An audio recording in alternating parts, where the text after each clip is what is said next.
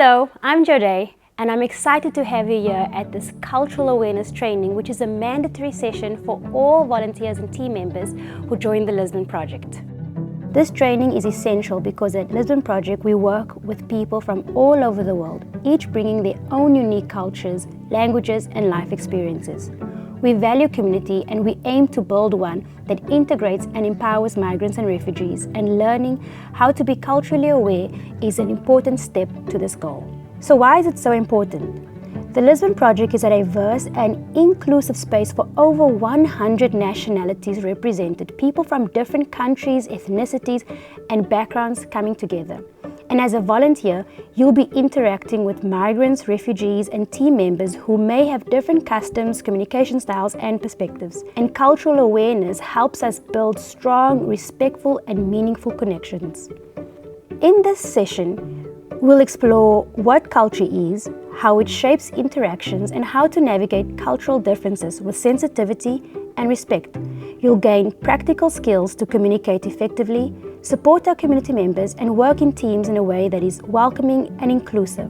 By the end of this training, you'll feel more confident in working with people from different backgrounds, avoiding misunderstandings and making the Lisbon Project a truly safe and supportive space for all.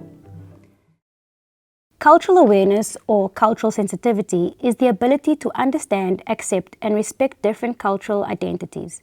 It involves recognizing both differences and similarities in customs, beliefs, communication styles and social behaviors when interacting with people from diverse backgrounds. In today's interconnected world, cultural awareness is essential for building strong personal and professional relationships.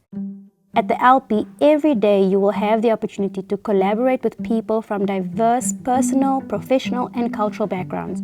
Working in a multicultural environment like ours can be a fun and interesting place to be, but at times misunderstandings can arise from a lack of cultural awareness. We strive to create an inclusive and supportive environment where everyone feels respected and valued, and this means working together towards understanding varying perspectives, values and traditions. The term culture encompasses many things such as beliefs, values, traditions, language, religion, food, and so many other things. The truth is, we readily identify with the more visible and obvious aspects of culture and more easily celebrate these differences. We asked some of our community members about the cultural backgrounds, and I'm sure you'd be interested to hear. Let's see how many of these you already know.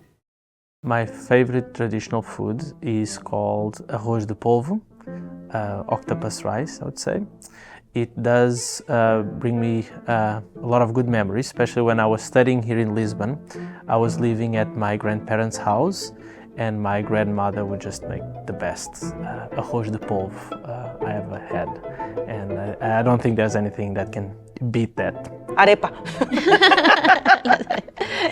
Arepa es un alimento tradicional, que se comparte con Venezuela. La diferencia es que en Venezuela tradicionalmente la hacen de harina de maíz y es una tortilla, tipo tortilla, y esta se rellena o se unta de mantequilla, y en Colombia se hace de manera artesanal. Se cultiva el maíz, y se procesa, se muele y se hace y lo mismo. Sí. Eso es lo que yo más extraño. Sí, le extraño demasiado las arepas. So I would say Christmas is the main celebration in Italy, and especially according to my experience, every time, every Christmas holidays, I'm always in Kenya, so I have never experienced, let's say, the Italian. No, I've experienced that a few times, but I was very young, so I don't really remember. But I remember that we were having this very big lunches or maybe dinners all together, and everyone was making a huge amount of food, and then there were leftovers for a week or two or so. And it was such a nice gathering because all the family came together to enjoy a meal together. In Italy, whenever we have a celebration, there is always food. The biggest festival in India is Diwali. It's a festival of light. We celebrate in honor of our Lord Sri Ram. We wear our traditional clothes. India has different states, but all of them celebrates Diwali. and all states have their different traditional clothes. But I am Gujarati, so we usually wear sari or salwar dress. We light lamps, then make colorful designs in entrance of our house. We make lots of snacks, lots of sweets. We go to neighbor's house, relatives' house, and firecrackers, and just enjoy the day like this. Oh, this is a traditional Ashoke cap, right? In the Nigerian culture, it is popularly worn by the Yoruba people. I am a typical Yoruba boy living in Lisbon. However, as you see, this cap is worn like this. It is made mostly by women and ladies in the southwest of Nigeria, popularly, but of course it also applies to other people too. It is a well-known culture that when you wear this cap and you wear it to your left, you are a married man. That signifies that you're married. But if you wear it to the right, it means that you're single. Our traditional dress is shalwar kameez and dupatta. Like we always cover our body because we are Muslim, and it's in Islamic culture. You see everyone cover head, cover body. So it's our religion, and we are so much respect to it. We have different, the Arabic that we learn in school and in the book, this is the official Arabic. But the Arabic that we speak, it's different from region to region. Even we are in the same continent, yes, from North Africa, but the Egyptian and the Algerian, it's totally different. Can you give us some examples? Actually, she can understand anything in Egyptian. Like normally we are one of the famous Arabic, but she can give better examples. She can say many words I don't understand. But you can give me an Egyptian expression. I'm gonna try to translate it to Algerian or say it in the Algerian if you want to. I can give you normal ones because. Okay, normal, yeah, the usual one, like. Oh, okay, the usual ones like عامل إيه? وش راك? Oh, this one I will not understand. So. How are you? عامل إيه? But if we translate it, it's. كيف حالك? This is the official language. This is the official. كيف حالك? In Egyptian عامل إيه? What are you doing? If we can translate it word by word, but in Algerian is وش راك? Which is, what do you think? It's always beautiful to see the variations of cultural expressions through these visible aspects, especially clothing. Clothing is a form of non-verbal communication and an expression of culture. It's important to note that at the Lisbon Project, we have to be sensitive in the way that we express ourselves in our clothing as well. When unsure about what to wear, it's best to choose more conservative options so as to remain culturally sensitive, professional, and aligned with the organization's values. Food is another powerful expression of culture, deeply tied to identity, belonging, and memories of home. When someone offers you food, it is more than just nourishment. It is a gesture of kindness, hospitality, and a desire to connect. Accepting it can open doors to meaningful conversations and relationships. At the Lisbon Project, you are encouraged to embrace and enjoy the diverse cuisine shared by our multicultural community. However, if you're not comfortable accepting something, it's completely okay. Just be sure to decline with kindness and humility, honoring the intent behind the offer. More than these visible aspects of culture, we need to learn and reflect on the less tangible but no less important invisible aspects of culture. Let's go deeper and hear about the more invisible aspects of culture from the experiences of our community members. Is public affection accepted in your country? Yes, for sure. Yes, for sure. That was something me and my South African wife, she had to discover a lot of it when she moved to Portugal. It's, at least compared with the South African culture, I feel it's more normalized. That's the right word. Do you find that it was very different over there? Not different like shocking, but probably when she moved here, she just saw how when you're in a public setting, say a restaurant or public transportation and you see like a couple together, they are way more touchy, kissy now than what she is used to see at home. Where I'm from, absolutely not. I've never seen my parents even kiss at all. That's even in our house, they don't in front of us. So we never seen outside. It's very much a taboo public affection. Basically, Bangladesh is a Muslim country. So because of that reason, we cannot hold any unknown man's hand, or like when we meet with the people, not the unknown people, even the known people, we just wish them like we are Muslim, so we just call Assalamu alaikum or like this. But in Europe or any other abroad countries, we hug and kiss each other, but this is prohibited in my country. Yeah, actually it is some kind of respect. Like if you talk to someone, you have to look in his eyes, you have to shake his hand firmly, like this. Yeah, this in culture. And actually, like in men culture, not like if men to talk to men, if they cannot look in eye, it means someone is weaker than the other, so he cannot look in his eye.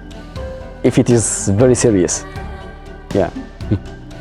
Eye contact is very important because for we in Nigeria, our culture, we take respect very, very important. So you're talking to your elder, you have to look at that person to show that you're listening. So it's very, very important. And for me personally, if I'm speaking to somebody, like I need to see that you're understanding me or you're getting me. So in our culture, it's very, very important that you look at the person, except when you are being scolded or you've done something wrong. So you just, if he's an elder, you bend your head down and just, that's to show that you are being remorseful. You bend your head down and like, okay, yes, I get you. That's the only way that eye contact is not, but normally if it's a usual conversation, it's advised you look at the person in the face, yeah. It varies. I'm a hugger, all my friends are huggers, so we do the both sides hugging. That's generally what people do, not in a business sense. So when I was in business, you'll get shaking hands, both male and female, they would shake hands. I think if it's a more of a social business, then you might get the kiss on both cheeks sort of thing. But generally, it's business would be shaking hands, and everything else would be a hug or what I call the formal thing of kissing on both cheeks. But I mean, my friends and I hug each other. So if you know each other and you've got a good social group, everyone will hug everybody else. I believe even a Portuguese culture is a very touchy culture. So it wouldn't be weird at all if we look eye to eye or even greet a stranger with 2 kisses, for example. Yeah.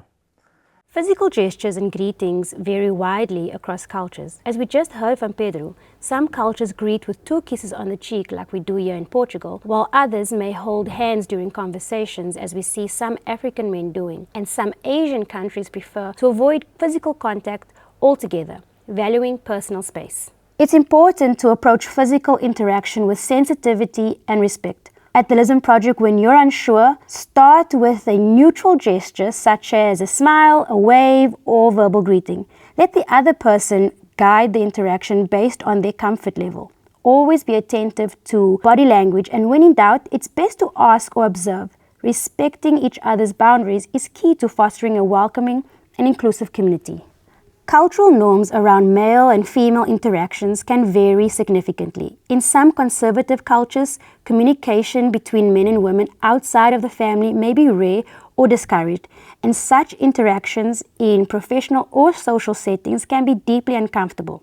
On the other hand, some cultures embrace a more casual approach, and intergender interactions are common, which may include behaviors that could be interpreted as overly familiar or even flirtatious. At the Lisbon Project, it's important to be aware of these cultural differences and approach all interactions with respect and sensitivity. At the same time, Everyone has the right to express their own personal boundaries clearly and kindly. Creating a safe space where cultural diversity and individual comfort are equally valued is essential to maintaining a respectful and inclusive environment. If at any point you feel uncomfortable by certain behavior, we encourage you to communicate your boundaries and prevent any further discomfort. While we want all team and community members to be happy and thrive in the joy and complexity of LP's multicultural dynamics, we are aware that there may be times a team or community member feels uncomfortable, unsafe, or simply unable to navigate a communication on their own. In those situations, LP staff are available to support in many ways, including through monthly reflective practice sessions and through sensitively considering and responding to all issues submitted through the safeguarding and disrespect complaint forms, which you will have learned about in your safeguarding training. All these cultural aspects can affect us on a social level, but also on a professional level. Things like punctuality, attitudes towards age, and concepts of fairness are all things that contribute to the way that we feel. Please take a look at more of our community members' experiences. So Germans are very punctual, and we highly value punctuality. Coming too late is a sign of unpoliteness, and it's not really valued in Germany. And at university we learned 15 minutes, it's okay, but more than that, it's not appropriate. So for Nigeria, we have something we call the African time. So it's in two ways, I would say 50-50. In terms of corporate official meetings, I would say, let's say 80% on time, but for parties, celebration, it's a 0. If your party is to start by 6 p.m., please, on your adverts, put 4 p.m. because people will start arriving at 5:30. So that's just the trick. I do that personally. If I am going for any event and it says 6 p.m., I would leave my house an hour after that time because I know that the event would not start by that time. But if it's for corporate events, let's say church or something, official interviews, yes, I'm on time. Well, frankly speaking, it's different from professional and personal. Personally, people are not much committed, but professionally, they have to be committed because they have to follow the rules. Yeah. In our languages, there's so much respect that if it's an older person, the way you talk, the pronouns you use, the words you use, everything change if it's like compared to a friend or like someone younger than you. In Sri Lanka, even if a person is older than you by 1 year, you have to use a prefix with their name to address them because they're older than you and deserve respect. So if somebody's like 1 to 2 years older than me, I cannot call them by their name. I have to use a prefix to address that person, which is like, they're a bunch. But we commonly use data or nana, which is like brother or sister, older brother, older sister, or like ma'ak, we also use like uncle, words like that to show respect. Respect is very important in Sri Lanka. In Zambia, most families are extended families. So that means it is a usual thing to find grandparents, even great-grandparents and grandchildren living together in one household. Basically, everybody gets along well as long as there's total respect. In Sri Lanka, at least, because it's like a South Asian country and like third world, is usually men more in leadership and bigger roles, managerial positions. And it's harder for women to climb that hierarchy in a job setting. And there's also a mindset that women shouldn't work in such important positions and should be teachers or caretakers or nurses. They shouldn't really be aiming for higher positions and jobs.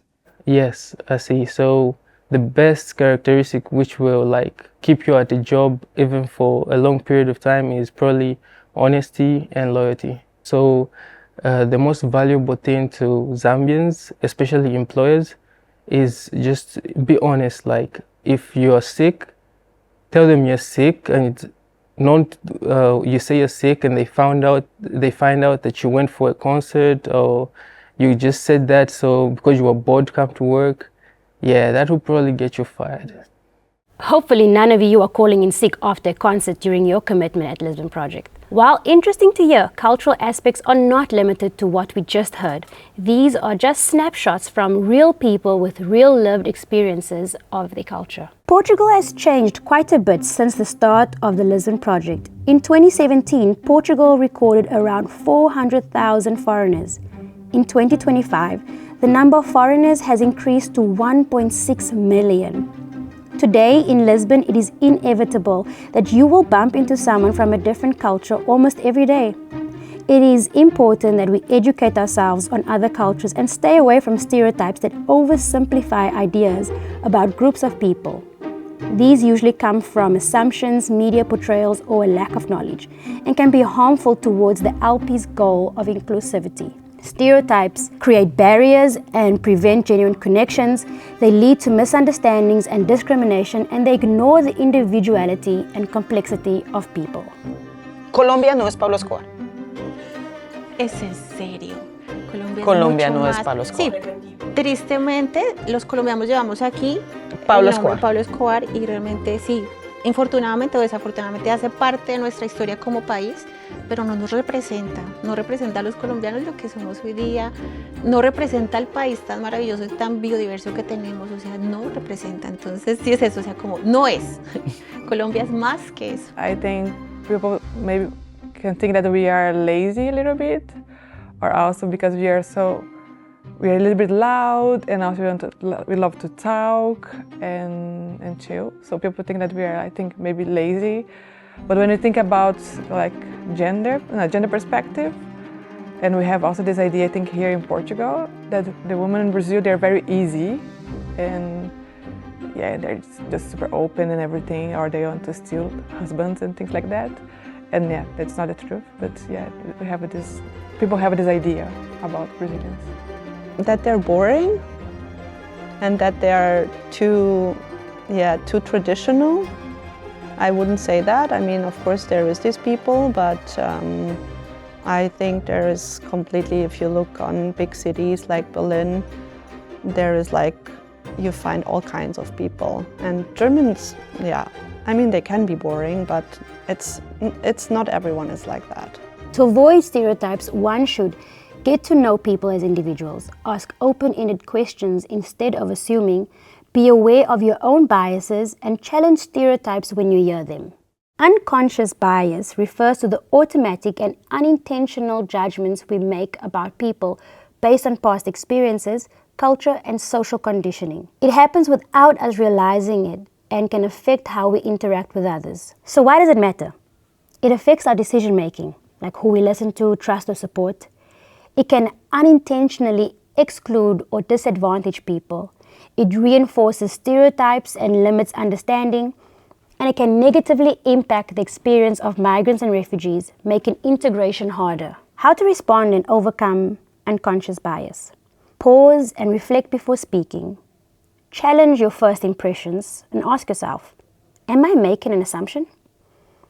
Encourage open-minded conversations instead of reinforcing stereotypes. Engage in open conversations and active listening, and expose yourself to different perspectives and cultures.